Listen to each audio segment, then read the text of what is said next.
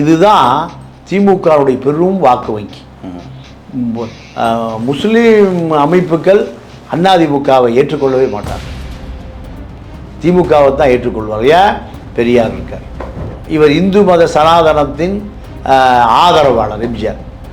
திமுக சனாதனத்தை எதிர்ப்பதை போல முஸ்லீம்களை ஏமாற்றுகிற ஒரு பெரியார் இயக்கம் நம்பிட்டு இருந்தாங்க. நான் செய்த வரலாற்று தப்ப என்னை மன்னித்து விடுங்கள் பகிரங்கம் அந்த மாதிரி சொல்லிச்சு. அதன் பிறகுதான் இரண்டா பிளந்து இன்று வரை திமுக வெற்றி பெறுவதற்கும் அதிமுக தோல்வியடைவதற்கு எது காரணம்? ஐஎம்எல், இந்திய முஸ்லீம் லீக் தான். திமுக கூட்டணி கட்சிகளில் இந்திய யூனியன் முஸ்லீம் கொடி பறக்கணும். இதுக்காக இந்த தேர்தலில் 2 சீட்டும் 50 கோடி ரூபாய் கொடுத்தார். யாருக்கு? இந்திய யூனியன் முஸ்லீம் லீக்கு, காதர் மைதீனுக்கு. திமுக இந்த 2 சீட்டு கூட்டணிகளை எப்படியாவது பிரித்து ஆட்சியை கவிழ்த்து விடலாம் கடுமையாக முயற்சி பண்ணிச்சு. இந்த முயற்சி கம்யூனிஸ்டுகள் ஒத்தே போகல. அதனால தான் காங்கிரஸ் தான் இந்த கூட்டணியை உருவாக்குச்சுன்னு இந்தியா கூட்டணியை திமுக உடைத்ததுக்கு தான் காரணம். ஆளூர் ஷானவாஸ் தாவேகா முஸ்லீம்கள் செல்வதை தடுப்பதற்காக ஒரு அணை கட்டுவதற்கு தயாராக மாறியிருக்கார். இன்னொரு முஸ்லீம் கட்சி என்ன நோக்கம்? தாவேகா பக்கம் வரக்கூடாது.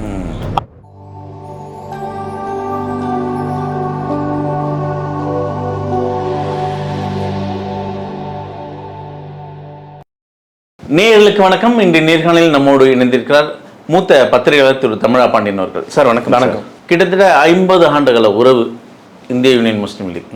இன்னைக்கு திமுக கூட்டணியிலிருந்து வெளியேறது தார்மீகமாக அறிவிச்சிருக்காங்க. ஆனால் இந்த தேர்தல் முடிஞ்ச உடனே தாவேகா தரப்பில் ஆதரவுக்காக போய் நின்னப்போ ஐயுஎம்எல் தலைவர் என்ன சொன்னார்னா, இது நீங்கள் நேரடியாக திமுக தலைவரையே கேட்டிருக்கலாமே, நாங்கள் என்னங்கிறதுக்குன்னெலாம் பேசினார். ஆனால் இன்றைக்கி அந்த 50 ஆண்டு கால உறவு வந்து முடிவடைந்திருக்கு. எப்படி பார்க்குறீங்க இதை? இல்லைங்க, இந்திய யூனியன் முஸ்லீம் லீக்கு தான் திமுகவுடைய வாக்கு வங்கி. எல்லாம் ஐயுஎம்எல் இந்திய யூனியன் முஸ்லீம் லீக், ஐயுஎம்னா அதாவது ஜப்பான் கட்சி நினச்சிட்டு இருக்கிறான். இந்திய யூனியன் முஸ்லீம் லீக் அடுத்த தலைமுறைக்கு தெரியாது. 50 வருட வரலாறு நீங்கள் சொல்கிறீங்க. இப்போ புதிய ஜென்சிக்கு ஐயுஎம்எல் ஏதோ மறக்கடிக்கப்படும். இந்திய யூனியன் முஸ்லீம் லீக். இந்த இந்திய யூனியன் முஸ்லீம் லீக்கு அப்துல் சமது, அப்துல் லத்தீப் 2 பேர் இருந்தாங்க. இவர்கள் தான் திமுகவுடைய வாக்கு வங்கி. ஒரு காலகட்டத்தில் எம்ஜிஆர் என்ன பண்ணார்? இந்திய யூனியன் முஸ்லீம் லீக்கை உடைச்சு தமிழ்நாடு முஸ்லீம் லீக்கை லத்தீப் சாஹிப்னு ஒருவரை அதிமுக ஆதரவாளராகவும், இல்லை சமது அப்துல் சமது அதிமுக ஆதரவாளராகவும், அப்துல் லத்தீப்பே திமுக ஆதரவாளராகவும் எம்ஜிஆர் உடைச்சார். 2 பேரும் 2 அணியில் இருப்பாங்க. முஸ்லீம்கள் இரண்டாக்கப்பட்டார்கள். இதுதான் திமுகவுடைய பெரும் வாக்கு வங்கி. முஸ்லீம் அமைப்புகள் அதிமுகவை ஏற்றுக்கொள்ளவே மாட்டார்கள், திமுகவை தான் ஏற்றுக்கொள்வார். ஏன்? பெரியார் இருக்கார். இவர்கள் மூட நம்பிக்கை. கோயிலுக்கு போவார். யார்? எம்ஜிஆர். மூகாம்பிகை கோயிலுக்கு போவார். இப்போ விஜய் போய்ட்டு வந்த மாதிரி. அப்போது இவர் இந்து மத சனாதனத்தின் ஆதரவாளர் எம்ஜிஆர். திமுக சனாதனத்தை எதிர்ப்பதை போல முஸ்லீம்களை ஏமாற்றுகிற ஒரு பெரியார் இயக்கம் நம்பிட்டு இருந்தாங்க. இது இப்படியே தொடர்ந்த பிறகு சமது லத்தீப் 2 பேரும் மறைந்தார்கள். மறைந்த பிறகு முஸ்லீம் லீக் முழுசாக யார்கிட்ட போயிடுச்சு? திமுக அதிமுக வெளியேறிச்சு. எம்ஜிஆர் மறைவுக்கு பிறகு லத்தீப் மறைவு, லத்தீப் இல்லை சமது மறைவு, அது முழுக்க திமுக பக்கம் போயிடுச்சு. திமுக பக்கம் லத்தீப் சாஹிப் இருந்தார். அப்போது ஜெயலலிதா வந்த பிறகு ஜெயலலிதாவுக்கு முஸ்லீம்கள் ஆதரவே இல்லை. ஏன்னா அந்த அம்மா ஒரு பார்ப்பன பெண், பார்ப்பனத்தி, கடவுள் நம்பிக்கை உடையவர், ஆர்எஸ்எஸ் பின்னணி கொண்டவர்னு முஸ்லீம்கள் பூரா அப்படி எங்கே வெளியேறிட்டாங்க? திமுகவுக்கு 14% முஸ்லீம்கள் வாக்கு வங்கி. அதான் திமுக ஒரு மிகப்பெரிய வெற்றி. இப்படி தான் தொடர்ந்தது. இது 4ஆம் வட்டத்தில் என்ன ஆச்சுன்னா, புதிதாக இயக்கம் நிறைய வந்துருச்சு. தமிழ்நாடு முஸ்லீம் லீக், டிஎம்எம்கே, இப்படி ஜவஹர்லால் தலைமையில் ஒரு அணி, இவர் ஹைதர் தலைமையில் ஒரு அணி, இப்படி பல அணிகளாக மாறிப்போச்சு. மாறி போன பிறகுமே அத்தனை வாக்குகளும் அதிமுக பக்கம் போகவே போகாது. ஏன்? ஒரு காலகட்டத்தில் அதிமுக பிஜேபி அமைச்சரவையில் சேர்ந்துருச்சு 98. 99 கருணாநிதி பிஜேபி போய் சேர்ந்தார். அப்போது அத்தனை முஸ்லீம்களும் வெளியேறினார்கள். வெளியேறி திமுகவுக்கு வாக்களித்த முஸ்லீம்கள் பூரா அதிமுக பக்கம் வந்துட்டாங்க. அதிமுகவிலிருந்து மீண்டும் கருணாநிதி பாஜகவில் வெளியேறிய பிறகு காங்கிரஸுக்கு ஆதரவு கொடுத்தார். காங்கிரஸுக்கு ஆதரவு கொடுத்த பொழுது அத்தனை முஸ்லீம்களுமே திமுக பக்கம் வந்துட்டாங்க. திமுகவிலிருந்து அதற்கு பிறகு கருணாநிதி பாஜக ஆதரவாக மாறினார். 2014 பிஜேபி ஆட்சிக்கு வருவதற்கு முன்பு திமுகவில் இருந்த அத்தனை முஸ்லீம்களுமே மோடியா லேடியா 2014 ஜெயலலிதா பக்கம் வந்து ஜெயலலிதாவை பெருவாரி வெற்றி பெற வைத்தார்கள். நாடாளுமன்றத்தில் 37 சீட்டு, ராஜ்யசபாவில் 8, 44 சீட்டு எங்கே? டெல்லியில். காங்கிரஸுக்கே 44 தான். இந்த இவ்வளவு பெரிய வெற்றியை கொடுத்தவர்கள் யார்? முஸ்லீம் லீக் தான். இப்போ இந்த காலகட்டத்தில் ஜெயலலிதா மறைவு, கருணாநிதி மறைவு, பழைய சீரணி அரங்கில் பெரிய மாநாடு, முஸ்லீம் லீக் மாநாடு. அந்த மாநாட்டில் ஜெயலலிதாவை சிறப்பு விருந்தினராக கூப்பிட்டாங்க. அந்த அம்மா முக்கால் கடலம் போட்டு மேடையில் எல்லாத்துக்கும் சொல்லிச்சு, சிறுபான்மை முஸ்லீம் மக்களே, ஆண்களே, பெண்களே, வயதானவர்களே, அத்தாக்களே, அம்மாக்களே, நான் வரலாற்றில் ஒரு பெரிய தப்பு பண்ணிட்டேன். இந்த பாஜக கூட சேர்ந்துட்டேன், மோடி கூட சேர்ந்துட்டேன். என் வாழ்நாளில் இனிமேல் அந்த தப்பை செய்யவே மாட்டேன், சத்தியமாக செய்ய மாட்டேன்.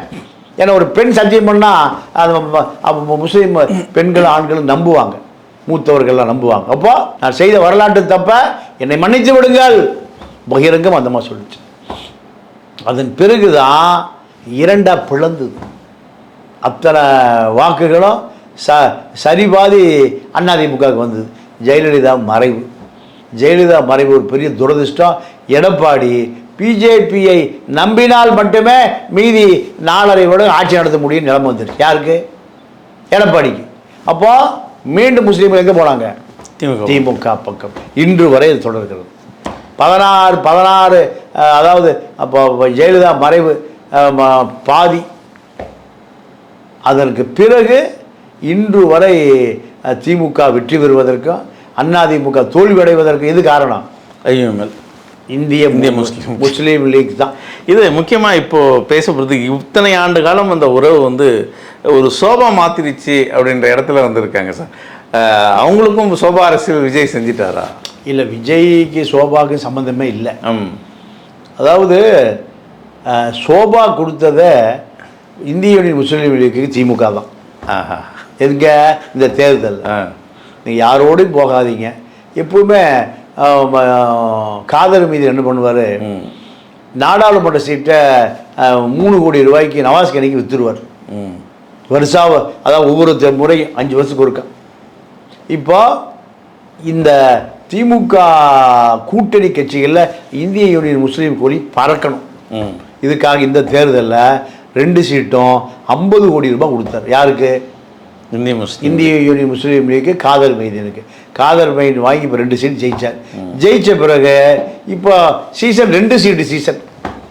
டிவிக்கே 2 சீட்டு, கம்யூனிஸ்ட் 2 சீட்டு, சிபிஐ சிபிஎம் 2 சீட்டு, இந்திய யூனியன் முஸ்லீம் லீக்கு 2 சீட்டு. இப்போ இந்த 2 சீட்டு அரசியலை எப்படியாவது தக்க வைக்கணும்னு திமுக கடுமையாக போராடிச்சு. அதை மீறி தாவேக்காவை ஆட்சியை அமர்த்தணும்னு ராகுலை களமிறங்கினார். ராகுலை அகில இந்திய அளவில் திமுகவுக்கு எதிராக ராகுலை களமிறங்கினார். களமிறங்கி முதல் முறையாக 50 ஆண்டு கால உறவு இந்திய யூனியன் முஸ்லீம் லீக் மட்டுமல்ல, காங்கிரஸ் இருந்தது. ராகுல் காந்தியிடம் ஆர்எஸ்எஸ் உளவாளி இப்போ நாடாளுமன்ற சீட்டு கொடுத்தாங்களே பிரவீன் சக்கரவர்த்தி, அவரு தான் திமுகவை ஒழிப்பதற்கு ஒரு நல்ல வாய்ப்பு. திமுகவை ஒழிப்பதற்கு ஒரு நல்ல வாய்ப்பு. நீங்கள் நினைச்சா தாவேக ஆட்சியை அமர்த்தலாம், நீங்கள் நினைக்கலைன்னா மீண்டும் திமுக அதிமுக வந்துவிடும்.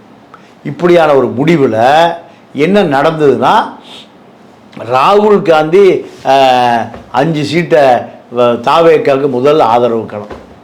அப்போ தான் தாவேக்கா உசுரே வந்தது. ராகுல் காந்தி சிபிஎம் தலைவர் பேபி டெல்லியில் அவர்கிட்ட அழுத்தம் கொடுத்தார். அதே போல் சிபிஐ டி ராஜா, அதே போல் விசிகா ராகுல் மல்லிகார்ஜுன கார்கே, அவர் ஒரு தலித் தலைவர், மல்லிகார்ஜுன கார்கே வழியாக திருமாட்ட அழுத்தம். எப்போ இந்த 2 சீட்டு அகில இந்திய முஸ்லீம் லீக் தலைவர்களோடு ராகுல் காந்தியே பேசினார். கேரளா பேஸ். அவர்கள் திமுகவோடு பிரித்து வர தயாராக இல்லை. காதர் மைதீன் வாங்கின காசுக்கு நீங்கள் விசுவாசமாக எங்கே இருந்தார்? திமுகட்டே இருந்தார். அதை மீறி ராகுல் காந்தியினுடைய அழுத்தம், இந்த அகில இந்திய முஸ்லீம் லீக் தலைவர்கள் கேரளாவை சார்ந்தவர்கள், அவர்கள் காதர் மைதீனை தொடர்ந்து பேசி இந்த கூட்டணி உருவாவதற்கு ஹைதர் அலியும் ஒரு காரணம். இந்த வாய்ப்பை விட்டு விடாதீர்கள், தாவேக்க ஆட்சி அமைக்கிற இந்த வாய்ப்பை விட்டு விடாதீர்கள்னு என்ன பண்ணாங்க? கூட்டணி சேர்ந்தார்கள். இதுதான் இப்போ இந்திய யூனியன் முஸ்லீம் லீக் தாவேக்கா வருவதற்கு காரணம். இருந்தாலும் திமுக இந்த 2 சீட்டு கூட்டணிகளை எப்படியாவது பிரித்து ஆட்சியை கவிழ்த்து விடலாம் கடுமையாக முயற்சி பண்ணிச்சு. இந்த முயற்சி கம்யூனிஸ்டுகள் ஒத்தே போகல. அதனால தான் காங்கிரஸ் தான் இந்த கூட்டணியை உருவாக்குச்சுன்னு இந்தியா கூட்டணியை திமுக உடைத்ததுக்கு தான் காரணம். இப்போது காங்கிரஸ், இடதுசாரிகள், இந்திய யூனியன் முஸ்லீம் லீக்கு இவங்கெல்லாம் வெளியேறிட்டாங்க. ஆனால் திருமா அமைதியாக தான் இருக்கார். திரும்ப அந்த நிலைப்பாட்டிலேருந்து இன்னும் வாங்கலை. திமுக இந்திய கூட்டணியில் சேரணும்னு பேச்சுவார்த்தையெல்லாம் போயிட்டு இருக்கு. இப்போது சிதம்பரம் அவர்கள், காங்கிரஸை சேர்ந்த சிதம்பரம் அவர்களும் திருமாவளவனும் ஒரு சந்திப்பு நடந்திருக்கு. அங்கே என்ன நடந்தது சார்? அதாவது இதுக்கு நடுவில் ஆளூர் ஷானவாஸ் ஸ்டாலினை பார்த்துருக்கார் நேற்று. ஸ்டாலினை பார்த்து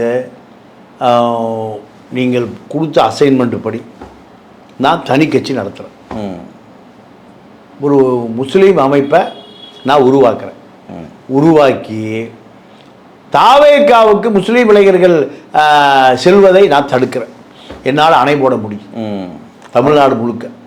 யாருக்கு அசைன்மெண்ட்டு? திமுக ஆளூர் ஷானவாஸுக்கு. ஆளூர் ஷானவாஸுக்கு முதன்மை செயலாளராக திரும்ப அறிவிக்கிறாரு.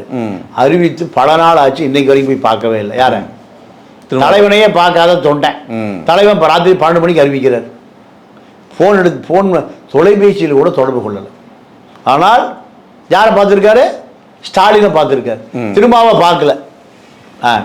ஆளூர் ஷானவாஸ்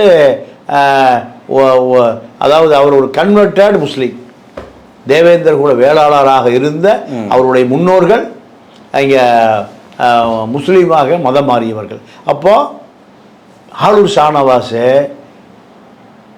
தாவேகா முஸ்லீம்கள் செல்வதை தடுப்பதற்காக ஒரு அணை கட்டுவதற்கு தயாராக மாறியிருக்கார். இன்னொரு முஸ்லீம் கட்சி என்ன நோக்கம்? தாவேகா பக்கம் வரக்கூடாது. ஆனால் இந்திய யூனியன் முஸ்லீம் லீக் திமுகவை முடித்து கொண்டு தாவேகா பக்கமாக போயிடுச்சு. ஆளூர் ஷானவாஸுடைய முயற்சிக்கு எதிராக நடக்குது. சிதம்பரம் என்ன சொல்றாருன்னா, நீங்கள் இந்த கூட்டணி எதிர்காலத்தில் தமிழ்நாட்டில் ஒரு வெற்றி கூட்டணியாக மாற்றணும். திமுகவை நம்பி பிரயோஜனம் இல்லை. 40 சீட்டு காங்கிரஸுக்கு வெற்றி பெறுவதற்கு தாவேகா நமக்கு பயன்படும். தயவுசெய்து நீங்கள் தாவேகா ஆட்சியை கவிழ்த்து விடுவேன்னு தயவுசெய்து எந்த முயற்சியும் செய்யாதீங்க. நமக்கு காங்கிரஸுக்கு ராகுல் பிரதமராவதற்கு தமிழ்நாட்டில் 40 நாடாளுமன்ற சீட்டை திமுக கூட்டணியில் கொடுத்ததை போல இப்போ தாவேகா மூலம் தான் கொடுக்க முடியும். ஏன்னா செல்வாக்கு யாருக்கு? தாவேக்காவுக்கு தான். அதனால் நீங்கள் தாவேக்காவை திமுக பேச்சை கேட்டு கவிழ்த்து விடாதீர்கள். திமுக பாசம் இன்னும் போகலை. ஏன் போகலைன்னா கண்டெய்னர் பாசம், சோபா பாசம்.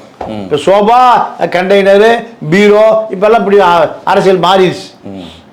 ஆனால் இந்த ராகுலோட பிறந்த நாளுக்கு ஒரு உருக்கமான பதிவெல்லாம் போட்டிருந்தாங்க. ராகுலும் திமுக ஸ்டாலின் அவர்களை சந்தித்து இந்திய கூட்டணிக்கு ஒரு பக்கபலமாக இருங்க அப்படின்னு ஒரு பேச்சுவார்த்தைலாம் நடந்தது. சுமூக இல்லை அது சார், அதாவது இப்போ வருகிற 2029 தேர்தலில் மோடியை வீழ்த்தணும்னு ஒரு பெரிய அஜெண்டா இந்தியா முழுக்க இருக்குது. பாஜகவை வீழ்த்தணும்னு ஒரு பெரிய அஜெண்டா இருக்குது. அதுக்கு திமுகவும் தேவை. திமுக பழைய கூட்டாளி, அதை இழப்பதற்கு ராகுல் தயாராகலை. புது கூட்டாளி வந்தாலும் பழைய கூட்டாளியை இழப்பதற்கு அவர் தயாராக இல்லை. அதனால தான் திமுக பக்கமாக ஒரு சாஃப்ட் கார்னரை வச்சுருக்கார்.